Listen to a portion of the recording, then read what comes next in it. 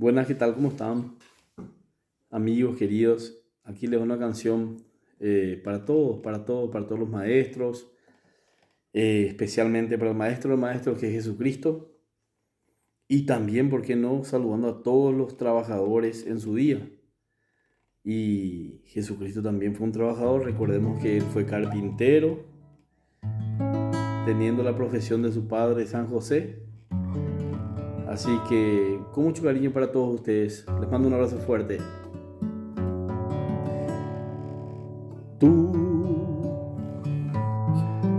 has venido a la orilla, no has buscado a sabios ni a ricos, tan solo quieres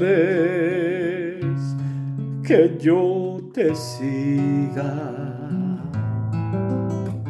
Señor, me has mirado a los ojos,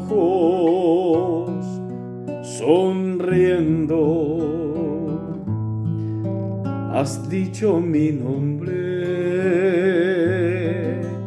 En la arena he dejado mi barca junto a ti. Buscaré otro mar.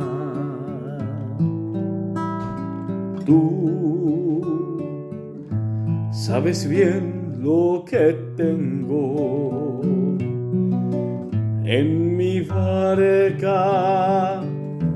No hay oro ni espada, tan solo redes y mi trabajo. Señor, me has mirado a los ojos, sonriendo, has dicho mi nombre.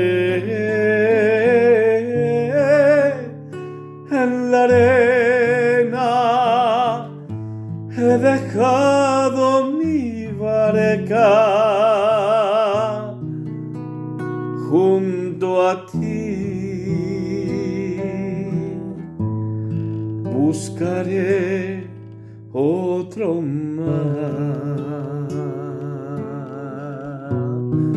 Junto a ti buscaré otro mar. Feliz Día del Trabajador para todos.